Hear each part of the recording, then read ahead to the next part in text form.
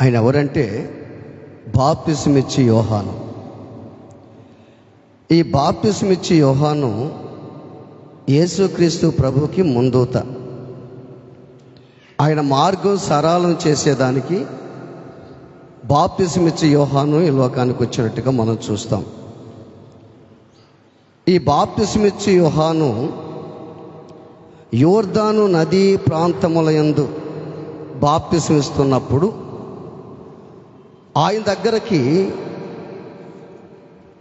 యూదయ, యెరూషలేము ఆ నదీ ప్రాంతంలో ఉన్న వారందరూ ఆయన దగ్గరకు వచ్చారు. తమ తమ పాపాలు ఒప్పుకొనుచు యోర్దాను నదిలో యోహాను చేత బాప్తిసం పొందుతున్నారు వాళ్ళు. ఈ మాట ఎందుకు చెప్తున్నానంటే, బాప్తిసం వలన పరలోక రాజ్యం ఉందని చాలామంది అనుకుంటున్నారు. బాప్తిసం తీసుకోవాలి, ఇది నగ్న సత్యం. చాలామంది వారమంతా రాకపోయినా బాప్తిసం తీసుకున్నాం కాబట్టి నెలకొక్కసారి బల్ల తీసుకుంటే బాగుంది అనుకుంటున్నారు. రెండవది, ఒకవేళ మందిరికి రాకపోయినా బాప్తిసం తీసుకున్నాం కాబట్టి మనకు డైరెక్ట్గా మనకు మార్గం ఉంది అనుకుంటున్నారు. ఇవన్నీ అబద్ధం అని నువ్వు అనుకుంటున్నావు, దేవుడు చెప్పలా. యోహాను చేత యేసుక్రీస్తు ప్రభు బాప్తిసం పొందినట్టుగా మనం చూస్తాం. యోహాను బాప్తిసం ఇచ్చాడు.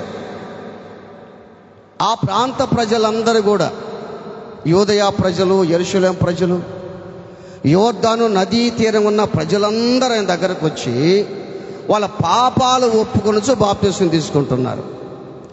అసలు బాప్తిసం ఎప్పుడు తీసుకోవాలి? ఒక ప్రశ్న వేసుకుందాం. ఎప్పుడు తీసుకోవాలి బాప్తిసం అంటే, నువ్వు మారిన తరువాత బాప్తిసం తీసుకోవాలి. మారక ముందు అందరు మునగుతున్నారు కాబట్టి నేను కూడా నీళ్ళలో మునగాలి అని చాలామంది ఆ విధంగా బాప్తిసం తీసుకుంటున్నారు. ఇప్పుడు మీరు అర్థం చేసుకోండి, నీ కళ్ళ ముందు బాప్తిసం తీసుకున్న వాళ్ళు ఎంతమంది లోకంలో ఉన్నారు నీకు తెలుసు. నీ బంధువులు అయి ఉండొచ్చు, తోటి విశ్వాసులు అయి ఉండొచ్చు, ఎంతోమంది నీ నైబర్స్, ఎంతోమంది పక్కవారు అయి ఉండొచ్చు. బాప్తిసం తీసుకున్న ప్రతి ఒక్కరు కూడా బాప్తిసానికి విలువ లేకుండా దేవునికి వ్యతిరేకంగా ఎంతమంది జీవిస్తున్నారో ఆలోచన చేయండి. అయితే ఇక్కడ యేసుక్రీస్తు బాప్తిసం ఇచ్చే యోహాను అంటాడు, ఆయన అంటున్న గొప్ప మాట ఏంటంటే, 7వ వాక్యం చదువుదాం మనం. 7వ వాక్యం, మత్తయి సువార్త 3వ అధ్యాయము 7వ వాక్యం. అంతటా పరిసయ్యులలోను సద్దూకయ్యులలోను అనేకులు బాప్తిసం పొందవచ్చుట చూచి, సర్ప సంతానమా, రాబో ఉగ్రతను తప్పించుకుంటకు మీకు బుద్ధి చెప్పిన వాడెవడు అని అన్నాడు. ఆయన వద్దకు వచ్చిన వాళ్ళు ఎవరు తెలుసా? అనేక మంది సామాన్య ప్రజలు వచ్చారు, వాళ్ళకి బాప్తిసం ఇచ్చాడు. అయితే పరిసయ్యులు, సద్దూకయ్యులు వచ్చారంట. వాళ్ళు, ఈ పరిసయ్యులు ఎవరు అని అంటే, యూదులు ఒక మతనిష్ట తెగ.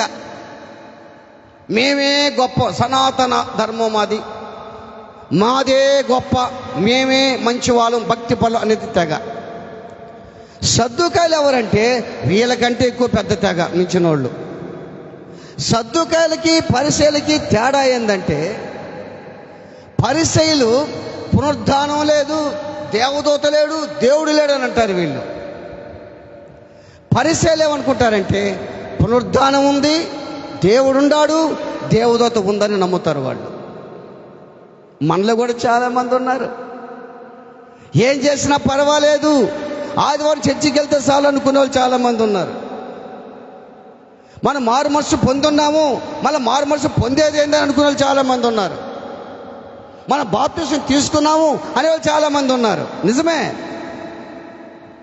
కానీ ఇక్కడ బాప్తిసం ఇచ్చే యోహాను అంటాడు, వాళ్ళు చూసి సర్ప సంతానం అని అన్నాడు. ఎవరంటే వాళ్ళు అంటే ఏ విధంగా ఈ మాట అన్నాడంటే, వీళ్ళు దేవుని దృష్టిలో సర్ప సంతానమే. వీళ్ళు ఎవరి దృష్టిలో? దేవుని దృష్టిలో ఈ పరిసయ్యులు కానీ సద్దూకాయలు కానీ సర్ప సంతానం. బాప్తిసమిచ్చే యోహాను దృష్టిలో కూడా సర్ప సంతానమే. ఎవరన్నా ఒక నాగుబాను పెంచుకుంటారా? నాగుబాకి పాలు కూడా పోయొచ్చు, హాయిగా దాన్ని అల్లారి ముద్దుగా పెంచుకోవచ్చు. అది కాటేయకుండా ఉంటుందా? ఖచ్చితంగా కాటేస్తుంది. తేలికి కొండలో విషయం ఉందంట, పావుకి ఎక్కడుందంట? తల్ల విషయం ఉంది. మనిషికి నడినెత్తి నుంచి అరికాల వరకు విషమే. ఎక్కడ చూసిన గాయాలు, పచ్చి పుండ్లు. ఒక వ్యక్తి అంట కొండ శిలువని పెంచుకోవాలనుకున్నాడంట. కొండ శిలువ తెచ్చుకొని చిన్న పాము దానికి మంచి బెడ్ వేసాడు. దానికి మంచి బెడ్ వేసి ఆ బెడ్ మీద పండుకుంటుంది. వచ్చి మన కోళ్ళకి ఏ విధంగా ఆ నీళ్ళు ఆహారం పెడతామో అది వచ్చి తింటుంది, పోయి పడుకుంటుంటుంది. రోజుకి ఏమవుతుంది? ఆ పాము ఏమవుతుంది? పెద్ద అవుతుంది. కొండ శిలువ పెద్దదవుతా ఉంది. ఒక రోజున యజమానుడు పడుకో ఉన్న సమయంలో సగం రాత్రులు మెలకు వచ్చిందంట ఆయనకి. మెలకు వస్తే ఆయన దగ్గర నుంచి పాము దిగిపోతుందంట. ఎవరి దగ్గర నుంచి? యజమాని పడక దగ్గర నుంచి దిగిపోతా ఉంది. ఆలోచన చేశాడు, ఏందప్పా ఈ పాము నా దగ్గరకు వచ్చి పడుకుంటుంది అనుకున్నాడు. మరలా రెండో రాత్రి పడుకున్నాడు. రెండో రాత్రి మళ్ళా అదే విధంగా మెలకొచ్చినప్పుడల్లా ఏం చేస్తుంది? మళ్ళీ దిగిపోతుంది. అరే ఇది ఏందో ఇబ్బందిగా ఉందని చెప్పి డాక్టర్ దగ్గరికి వెళ్ళాడు. డాక్టర్ గారు, నీకు రోగం అని అడిగాడు. నేనంతా బాగానే ఉన్నాను, నేను కొండశిలువని పెంచుకున్నాను అయ్యా అన్నాడు. నీకు బుద్ధి ఉందని అడిగాడు డాక్టర్ గారు. కాదు డాక్టర్ గారు, కొండశిలువని పెంచుకున్నాను నేను, దానికి అల్లారి ముద్దుగా గోరు ముద్దులు అన్నీ తినిపిస్తా ఉన్నాను నేను. అది రోజుకి పెద్ద అవుతా ఉంది, లావు కూడా అవుతా ఉంది. ఈ మధ్య రీసెంట్గా డాక్టర్ గారు నా బెడ్ దగ్గర నుంచి పోతా ఉంది, అది నా పక్కన పడుకొని దిగిపోతా ఉంది, చూస్తూ ఉన్నాను, నాకు భయం ఉందా డాక్టర్ గారు అని అడిగాడు. డాక్టర్ గారు చెప్పారు, అరే నాయనా, భయం పక్కన పెట్టరా, అది నీ పక్కన ఎందుకు పనుకుంటుందంటే నీ సైజు చూసుకుంటుందా నీ మింగేదానికని చెప్పాడు. నీ పక్కన ఎందుకు పనుకుంటుందో తెలుసా? నీ సైజు చూసుకుంటుందిరా, మింగలేనని సైజు చూసుకుంటుందిరా. ఆ సైజు కానీ వచ్చేదానికి అది నువ్వు అయిపోతారని చెప్పాడు. సర్ప సంతానం లాంటి ప్రజలు కూడా కొంతమంది ఉంటారు, వాళ్ళ జాగ్రత్తగా ఉండాల. సర్ప సంతానమా, రాబో ఉగ్రత తప్పించేది మీకు బుద్ధి చెప్పినోడు పామే. అది దేవుని దృష్టిలో పాములు, మనుషుల దృష్టిలో పాములు ఉన్నారు కొంతమంది. దేవుని పెట్టారా, వాళ్ళు ఏమంటారు తెలుసా? అటువంటి వ్యక్తులు ఏమంటారు తెలుసా? మేము అబ్రహాము సంతానం అంటారు వాళ్ళు. ఏమంటారు వాళ్ళు? అబ్రహాము సంతానం, మోషే మా నాయకుడు, అబ్రహాము తండ్రి అంటారు వాళ్ళు. మరి అబ్రహాము తండ్రి, అబ్రహాము సంతానం అంటారే, అబ్రహాము లక్షణాలు, క్రియలు ఒక్కడ కూడా వాళ్ళలో లేవు. మనం చెప్పుకుంటాం, నేను దేవుని బిడ్డనని చెప్పుకుంటాం. ప్రార్థన చేసేటప్పుడు చెప్తాం, ప్రభువా నేను నీ బిడ్డను కదా అంటాం. మిగతా రోజులు బిడ్డ కాదు మనం. కష్టం వచ్చినప్పుడు ప్రార్థన చేసేటప్పుడు నీ బిడ్డను అంటాం మనం. పరిచయాలు కూడా పరిస్థితి అదే. వాళ్ళు చేసేది ఒకటి, చెప్పేది ఒకటి. వాళ్ళ గురించి దేవుడు ఏం చెప్తాడంటే, భారమైనటువంటి బరువులు మాత్రం మీ చిరుగలతో కూడా మోపరాని అంటాడు వాళ్ళని. పరిచయాలారా మీరు సున్నం కొట్టిన సమాధులు అంటాడు వాళ్ళని. అటువంటి వ్యక్తులు సమాజంలో ఉన్నారు. ఎట్టున్నారు తెలుసా? మేము మారు మనసు పొందామని చెప్పుకుంటున్నారు వాళ్ళు. మేమంతా కూడా ఆత్మీయంగా ఉన్నామని చెప్పుకుంటున్నారు వాళ్ళు. కానీ ఇక్కడ చూస్తే మనం అబ్రహాము సంతానం అంటున్నారే కానీ అబ్రహాము యొక్క మంచి క్రియలు వాళ్ళలో లేవు. నువ్వు దేవుని బిడ్డవే. నీ తండ్రి ఎలాంటి వాడు, నీ తల్లి ఎలాంటిది ఆలోచన చేయి. ప్రజలు ఏమంటారు తెలుసా? ప్రజలు అంటే తెలుసా? ఒరే వాళ్ళ తండ్రి చాలా మంచోడురా, వాడు ఎందుకు చెడబుట్టాడా? వాళ్ళ తండ్రి ప్రేమ కలిగినాడయ్యా, పరిశుద్ధుడయ్యా, వాళ్ళ అమ్మ చాలా మంచిదయ్యా, ఈ అమ్మాయిందా చెడబుట్టింది, వాడేంది చెడబుట్టాడంటారు. మన ద్వారా దేవుడి దృష్టికి అప్రతిష్ట వస్తుంది. మిమ్మల్ని బట్టే కదా నా నామము అన్యుల మధ్య దూషించబడుతుంది. ఎందుకు మాట్లాడే జనాలు? నిన్ను బట్టే, నీ ప్రవర్తన బట్టే, నీ తీరును బట్టే, నీ జీవితాన్ని బట్టే మాట్లాడే ప్రజలు. వాళ్ళు మారకపోగా మనం వాళ్ళని మార్చలేక మనగోళ్ళలోకి వెళ్ళిపోతున్నాం. ఎప్పుడు మారు మనసు పొందామని చెప్పుకుంటున్నాం, మనం మారు మనసు పొందామని చెప్పుకుంటున్నాం. మోషే మా నాయకుడు అంటారు, అబ్రామా సంతానం అంటే మా విశ్వాసం తండ్రి అంటారు వాళ్ళు. అబ్రాకున్న విశ్వాసం లేదే, అబ్రాకున్న ప్రార్థనాత్మ లేదే, అబ్రాకున్న పరిశుద్ధత లేదే, అబ్రాకున్న తగ్గింపు లేదే, వాళ్ళకి ఏమీ కూడా లేదు. ఈ రోజున చాలా మంది పేరుకు క్రైస్తవులే, పేరుకేసే నమ్మినోళ్ళే, దేవుని క్రియలు వాళ్ళలో లేవు, తగ్గించుకునే స్వభావం వాళ్ళలో లేదు. బాప్తిస్మిచ్చి యోహాను ఎంత తగ్గించుకుంటున్నాడు తెలుసా? ఒంటె రోమములు ధరించి తోలు దట్టి కట్టుకొని మిడతలానికి ఆహారం అంటే అర్థమేం తెలుసా? తగుమాత్రపు వస్త్రాలు ధరించుకునేవాడు ఆయన. ఏం వస్త్రాలు? తగుమాత్రపు వస్త్రాలు ధరించుకునేవాడు, తగుమాత్రపు భోజనం చేసేవాడు. నిజంగా కూడా చాలామంది క్రైస్తులకి జ్ఞానం ఎందుకు ఉండటం లేదు, జ్ఞాపక శక్తి ఎందుకు ఉండటం లేదంటే ధాన్యాలు అంటే ఆహారం లేకుండా పోయింది ప్రజలకి. ఏంది ధాన్యాలు అంటే ఆహారం? నాన్ వెజిటేరియనా? ఏందది? శాకధాన్యాదులు. ఈ రోజుల్లో బాగా గుర్తుపెట్టుకోండి, యేసుక్రీస్తు ప్రభుని నమ్మక ముందు ఒక తీరు, కానీ యేసుక్రీస్తు ప్రభుని నమ్మిన తరువాత యేసయ్యని పక్కన పెట్టి నాన్ వెజిటేరియన్కి అలవాటు పడిపోయారు జనాలు. ఆదివారం మార్కెట్ అంతా మందే కదా, ఆదివారం మార్కెట్ అంత మంది, కానీ గుళ్ళో మాత్రం మనం ఎక్కువ మంది ఉండం. మార్కెట్లో ఎక్కువ మంది, చర్చిలో మాత్రం తక్కువ మంది. ఏమంటే మటన్, ఈరోజు చికెన్. ఈరోజు మటన్ ఒక ఆయన దాంట్లో పంపించాడు యూట్యూబ్లో. వాళ్ళు మా ఏరియాలో మటను కేజీ 1200 అంట. అరే గుండె పగిలిపోయింది నాకు. 1200. ఆ చికెన్ ధర వచ్చి 260 అంట. స్కిన్లెస్ వచ్చి 280-90 అంట. చూడండి, అంటే ఎంత కాస్ట్ పెరిగిపోయింది. ఆ కాస్ట్ పెరిగినా కానీ మనిషికి జ్ఞానం రావట్లేదు, మనిషికి జ్ఞానం లేదు.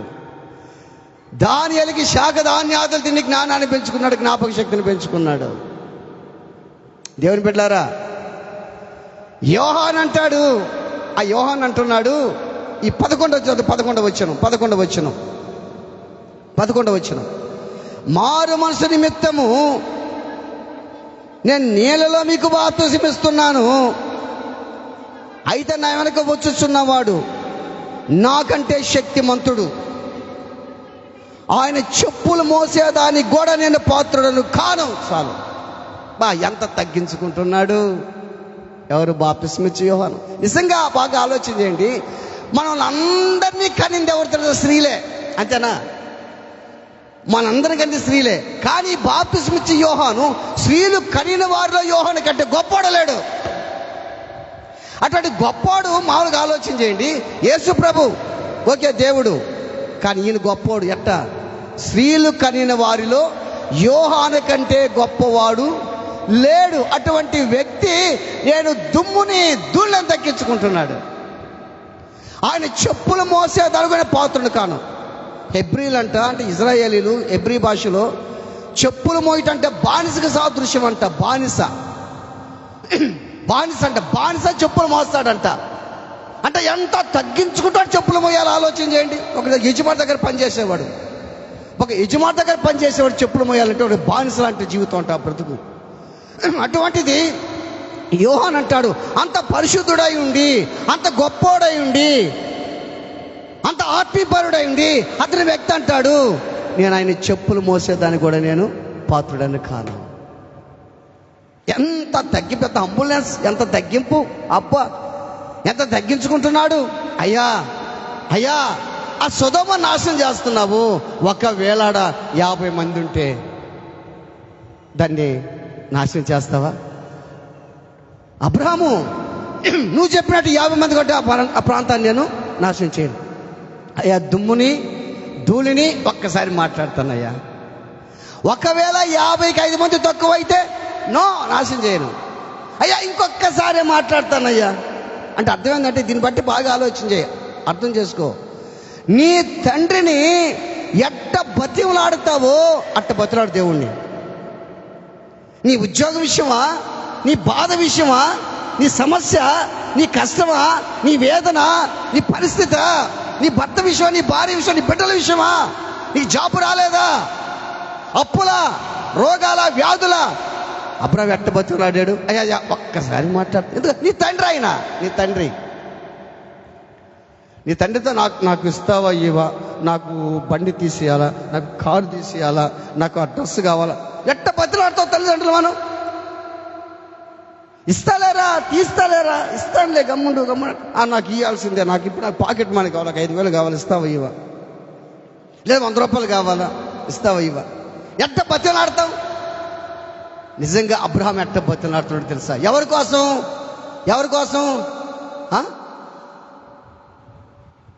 వాళ్ళ అన్న కొడుకు లోతు కోసం. ఈరోజు నువ్వు బతిలాడుతున్నావా? నీ భర్త మారలా, భర్త కోసం బతిలాడుతున్నావా? భార్య మారలా, భార్య కోసం బతిలాడుతున్నావా?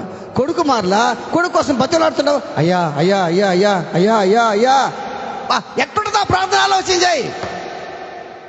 నువ్వు ఏకాంతంగా కూర్చొని, ఒంటరిగా కూర్చొని, ఒంటరిగా ఎంతో మాట్లాడుతుంటే అయ్యా అయ్యా అయ్యా అయ్యా ఒక్కసారి అయ్యా అంటే ఎట్టుంటుందో ఆలోచన చేయండి. ఆ ప్రార్థన, దేవుని ఆత్మ ఎందుకు నీ దగ్గరికి రాడు ఆ విధంగా ప్రార్థన చేస్తే?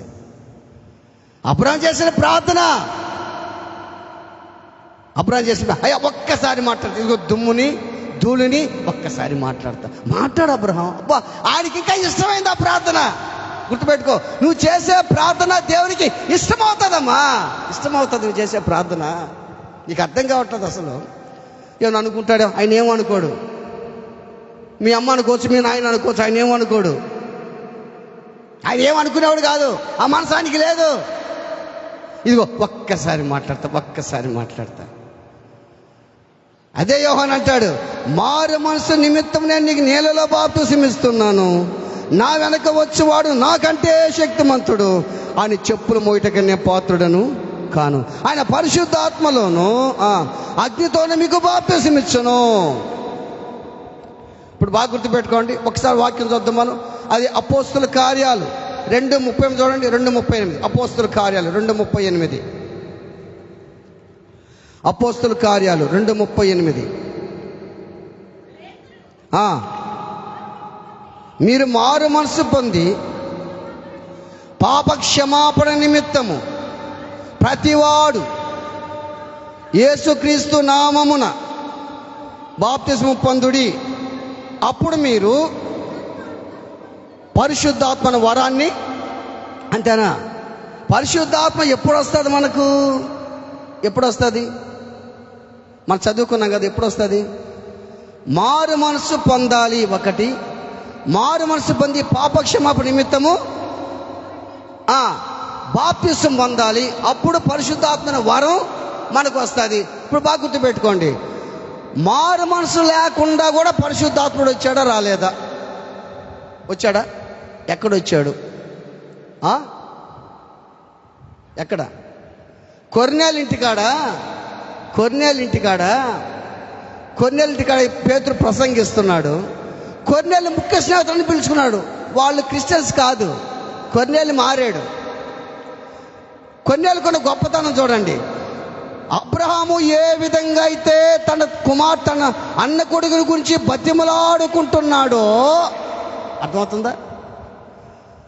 బతిమలాడుకుంటున్నాడో, కొర్నేలు కూడా నా బంధువులు మారాలి. అబ్బా, ఏమో ఆలోచించండి. నా బంధువులు మారాలి, మా అన్న మారాలి, మా తమ్ముడు మారాలి, మా చెల్లెలు మారాలి, నేను మారాను, వాళ్ళు మారలేదు, వాళ్ళు అదే స్థితిలో ఉండాలని ఎంతోమంది అనుకుంటున్నారు. వాళ్ళ కోసం ప్రార్థన చెయ్యవా? నువ్వు చేస్తున్నావా? అసలు ఈ ప్రార్థన ఎలా ఉంది? దేవుడు వింటున్నాడా? నీ ప్రార్థన ఆలోచించాయి. దేవుడు బతిమలాడుతున్నావు, ఆలోచించాయి. మారు మనసు నిమిత్తమై నేను మీకు నీళ్ళలో బాప్తిసం ఇస్తున్నానంటాడు యోహాను. ఇక్కడ మనం చూస్తే అపోస్తలుడైన అదే పేతురు అంటాడు, మీరు మారు మనసు పొంది బాప్తిసం పొందండి, అప్పుడు పరిశుద్ధాత్మ వరాన్ని మీరు పొందుతారని అంటాడు. అంటే ఇప్పుడు అర్థం చేసుకోండి, ఇప్పుడు బాగా గుర్తుపెట్టుకుంటే, ఎంతమంది మారు మనసు పొందేమని చెప్పుకొని బాప్తిసం తీసుకున్న వాళ్ళు ఎంతమంది లోకంలో తిరుగుతూ ఉన్నారు? ఎంతమంది లోకంలో తిరుగుతున్నారు? వాళ్ళందరికీ పరలోక రాజ్యం ఉందా? వాళ్ళ పరిశుద్ధాత్ముడు ఉన్నాడా? పరిశుద్ధాత్ముడు అనుకుంటే ఇప్పుడు దిగి వస్తాడు మీ మధ్యకు. ఆయన మనం అనుకుంటే ఉబ్బిపోయే నువ్వు రా అంటే వచ్చేవాడు కాదు. ఆయనకి నచ్చాలి, నువ్వు నీ జీవితం నచ్చాలా, నీ విధానం నచ్చాలా, నీ హృదయం నచ్చాలా, నీ ఇల్లు నచ్చాలా ఆయనకి. నీ ఇల్లు నచ్చాలా ఆయనకి. నీ ఇల్లు నచ్చాలి. నీ ఇంట్లో ఏముంది నచ్చాలా? నీ ఇల్లు బాగానే ఉంది, ఇంట్లో ఏమేమి ఉండే ఆయనకి నచ్చాలా? అబ్బా నా బిడ్డ నా కోసం ఇంట్లో ఉన్నా ఇవన్నీ తీసేశాడే నా బిడ్డ అనుకు దేవుడికి నచ్చాలా నీ జీవితం. అప్పుడు పరిశుద్ధాత్మ దిగి వస్తాడు. దేవుని బిడ్డలారా, కొర్నేలింట్లో పేతురు ప్రసంగిస్తుంటే ఆయన బోధ విన్న వారందరి మీదకి పరిశుద్ధాత్మ దిగినాడని ఉంది అక్కడ. ఇక్కడ బాప్తిసం ఇచ్చే యోహాను ఏమంటాడు? నేను మీకు మారు మనసు నిమిత్తము నీళ్ళలో బాప్తిసం ఇస్తున్నాను, నా వెనక వచ్చేవాడు నాకంటే శక్తిమంతుడు, ఆయన మీకు పరిశుద్ధాత్మలోను అగ్నితోను బాప్తిసం ఇచ్చును. ఇది నా పని కాదు. నా పని ఏంటంటే నేను మీకు బాప్తిసం ఇస్తున్నాను. నా పని, నన్ను పంపాడు ఆయన. అయితే ఆయన మీకు పరిశుద్ధాత్మనిస్తాడు. ప్రైజ్ ద లార్డ్, హల్లెలూయా. ఇప్పుడు బాగా గుర్తుపెట్టుకోండి, మనం బాగా ఆలోచన చేస్తే ఒక విషయం బాగా గుర్తుపెట్టుకోండి. ఆత్మ బాప్తిసం లేకుండా, బాగానండి మాట, ఆత్మ బాప్తిసం అంటే ఏంటది? పరిశుద్ధాత్మ. ఆత్మ బాప్తిసం లేకుండా నీటి బాప్తిసం ఎందుకు కొరగానిదంట. ఇప్పుడు అర్థమవుతుందా? ఇదేంది? నేను బాప్తిసం తీసుకున్నాను కదా, నేను బాప్తిసం తీసుకున్నానే, మరి పాస్టర్ అంటాడేంది అని అంటాడు. గుర్తుపెట్టుకో, నువ్వు బాప్తిసం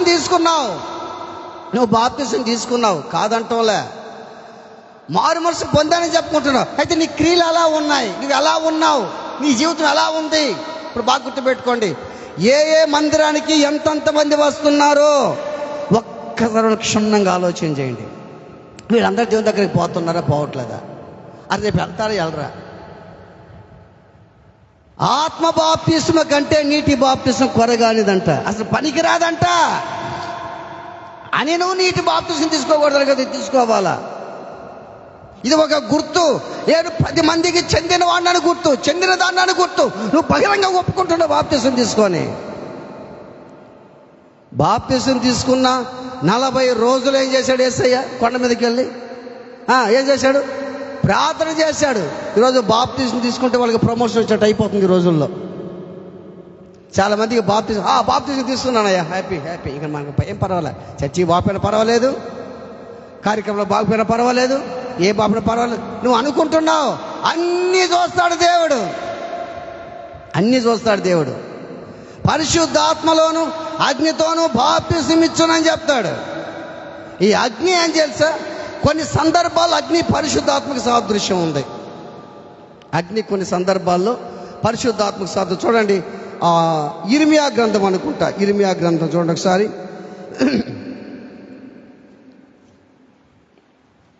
ఒకసారి చూద్దాం దాన్ని. ఇర్మియా గ్రంథం 20వ అధ్యాయం 9వ వాక్యం. ఇర్మియా గ్రంథం 20వ అధ్యాయం 9వ వాక్యం. బాగా వినాలి మీరు.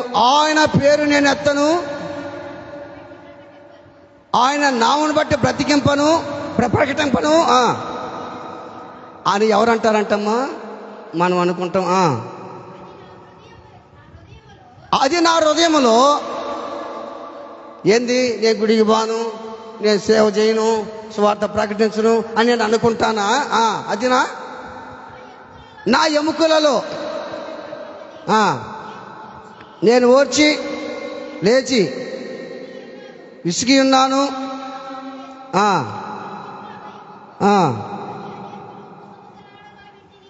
చాలు చాలు. ఆయన పేరు నేనెత్తను, ఆయన నామమును బట్టి ప్రకటింపను అని నేను అనుకుంటున్నా. అది నా హృదయమును బట్టి, నా హృదయములో అగ్ని వలె మండుచు నా ఎముకలోనే తర్వాత మూయబడినట్టున్నది. నేను ఓర్చి విసిగి ఉన్నాను, చెప్పక మానలేను. నిజముగా పరిశుద్ధాత్మ ఉంటే వాడు గుడికి రాకుండా ఉండలేడు. ఇప్పుడు అర్థమైందా ఎవరు దేవుని దగ్గరికి పోతారు? బాప్తిసం తీసుకున్నవాడు అందరూ కూడా బారు దేవుని దగ్గరికి. పరిశుద్ధాత్మ కానీ ఉంటే వాడు మందిరికి రాకుండా ఉండలేడు, కార్యక్రమాలకి రాకుండా ఉండలేడు, పరిచయం చేయకుండా ఉండలేడు, వాక్యం చెప్పకుండా ఉండలేడు. వాడు అభిషేకం తనిపబడతాడు. నేను మానలేను. ఒకసారి మళ్ళీ చదువుతాం వాక్యాన్ని. ఎంత మంచి వాక్యం అది. 9వ వచనం, ఆయన పేరు నేను ఎత్తను, ప్రకటింపను అని నేను అనుకుంటున్నా. అది నా హృదయంలో అగ్ని వలె మండుచు నా ఎముకలలోని మూయబడినట్టున్నది. నేను ఓర్చి విసిగి ఉన్నాను. నేను చెప్పక మానలేదు. నేను చెప్పక నలిగిపోయినానయ్యా, విసిగిపోయినానయ్యా, బాగలేదయ్యా, శ్రమయ్యా, కష్టమయ్యా, శోధనయ్యా, అప్పులయ్యా, ఇబ్బందులయ్యా, అయినా మందిరికి రాకుండా మానలేదు. అందరు చప్పలు కొడతాం. ఎన్నో కష్టాలయ్యా, ఎన్నో బాధలయ్యా, నా ఉద్యోగంలో సమస్య, కుటుంబంలో సమస్య, నా ప్రతిదూరులో సమస్య, అప్పుల్లో సమస్య, రోగాల్లో సమస్య అయ్యా, అయినా మందిరికి రాకుండా ఉండలేదయ్యా. నేను ప్రకటించకుండా ఉండలేదయ్యా. నేను ప్రకటిస్తున్నా దేవుని మందిరాన్ని. దేవుని పిల్లలు ఆలోచన చేయండి. యోహాను భక్తుడు అంటాడు, నేను మీకు నీళ్ళలో బాప్తిసం ఇస్తున్నా, నా వెనక వచ్చో నాకంటే శక్తిమంతుడు, ఆయన మీకు ఎక్కడ ఇస్తాడంట? పరిశుద్ధాత్మలో బాప్తిసం. బాగా గుర్తుపెట్టుకోండి సుమా, బాగా గుర్తుపెట్టుకోండి. మారు మనసు పొందుతున్నా చెప్పుకుంటున్నాం, బాప్తిసం తీసుకున్న ప్రతి ఒక్కరు దేవుని దగ్గర వారు పరలోక రాజ్యానికి వారు. వాళ్ళ పరిశుద్ధాత్మ ఉంటేనే పరలోక రాజ్యానికి పోతాడు. వాళ్ళ పరిశుద్ధాత్మ లేదు కాబట్టి మందిరికి రావడం అటు తిరుగుతున్నారు. వాళ్ళు పరిశుద్ధాత్మ గుడిలోకి వస్తారు. వాళ్ళు పరిశుద్ధాత్మ కానీ ఉంటే వాళ్ళు దేవుని యొక్క ఆత్మజ అని చెప్పినట్టు వాళ్ళు వింటారు. ఇప్పుడు మనకు తేడా అయిపోయింది ఎవరు దేవుని దగ్గర పోతారని. ఒక్కో సందర్భంలో ఈ అగ్ని కూడా ఏం తెలుసా? పాపానికి వ్యతిరేకంగా మండే తీర్పుకి సూచనగా ఉంటుంది అగ్ని. 2 సందర్భాలు ఉంటుంది అగ్ని పరిశుద్ధాత్మక సాదృశ్యంగా ఉంది. రెండోది పాపానికి వ్యతిరేకంగా మండే సూచనగా ఉందంట. ఇది అగ్ని. చూడండి, ఇది చూద్దాం మనం. దశలోకి రాసిన పత్రిక, 2వ దశలోకి రాసిన పత్రిక, 2వ దశలోకి రాసిన పత్రిక 1వ అధ్యాయము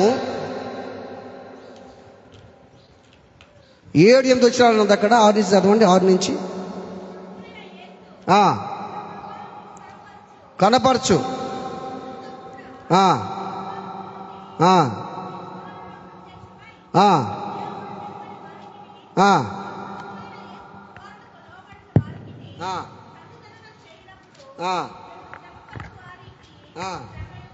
ఏంటంట?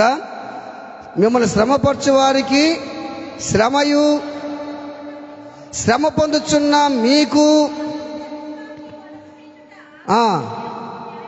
దేవునికి న్యాయమే. చూడండి, ప్రభు అయిన యేసు తన ప్రభావమును కనపరచు దూతలతో కూడా పరలోకము నుండి అగ్ని జ్వాలలో ప్రత్యక్షమై దేవుని ఎరుగన వారికి, బాగా గుర్తుపెట్టిన బాగా 4 వాక్యం మీరు, దేవుని ఎరుగని వారికి అక్కడ కామ ఇచ్చాడు చూడు, మన ప్రభుని యేసు సువార్తకు లోబడిన వారికి ప్రతిదండన చేయనప్పుడు మిమ్మల్ని శ్రమపరచు వారికి శ్రమ. నువ్వు కృంగిపోతున్నావా? బాధపడుతున్నావా? నీ శ్రమ పరుస్తున్నారా? ఎవరి ద్వారా బాధపడుతున్నావు? ఎవరి ద్వారా కృంగిపోతున్నావు? ఎవరి ద్వారా నలిగిపోతున్నావు? మీరు శ్రమపరచు వారికి శ్రమయు, శ్రమ పొందుచున్న మీకు, అంటే మనకు, ఎవడైతే నిజమైన క్రైస్తవుడు శ్రమ పొందుతున్నాడో, శ్రమ పొందుతున్న మీకు మాతో కూడా శాంతియు అనుగ్రహించిన దేవునికి న్యాయమే అంటే చెప్పకూడదు. న్యాయమే. Praise the Lord. హల్లెలూయా. బా, ఎంత మంచి వాక్యాలు. శ్రమ వస్తుందా? పలాని వ్యక్తి శోధిస్తున్నాడా? పలాని వ్యక్తి బాధ పెడుతుందా నిన్ను? అప్పుల శోధన, శ్రమ? నో, ఓర్చుకో, ఓర్చుకో. శ్రమపరిచే వారికి శ్రమ. మాతో మీకు, ఎవరు శ్రమ పొందుతున్నారో మీకు దేవుని రాజ్యం న్యాయమే. న్యాయమే. దేవుని బిడ్డారా, ఆలోచన చేయండి. దేవుని యొక్క కృప మనల్ని ఎంత బాగు చేస్తుందో ఆలోచన చేయండి. నేను మారుమనసు నిమిత్తం మీకు బాప్తిస్మం ఇచ్చుచున్నాను, నా వెనక వచ్చేవాడు నాకంటే శక్తిమంతుడు, ఆయన చెప్పులు మోసేదానికి నేను పాత్రుని కాను.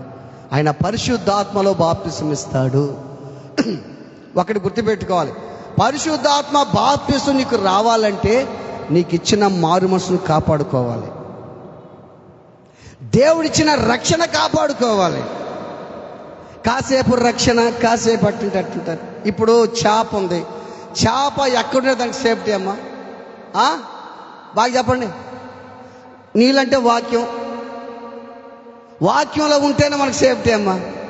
ఇప్పుడు చేపని కాసేపు తీసి ఒడ్డు మీద వేసి టక గురు మళ్ళీ దాంట్లో వేసి మళ్ళీ ఒట్టేస్తే అట్లుంటుంది. అది అట్టున్నాం మనం. ఇప్పుడు కాసేపు డమ్మను బయటికి రావటం, మళ్ళీ కాసేపు మళ్ళీ డమ్మను రావటం. ఎట్టొస్తున్నాము? బయటకు వచ్చేస్తున్నాం. మళ్ళీ లోపలికి ఎట్టొస్తున్నాము?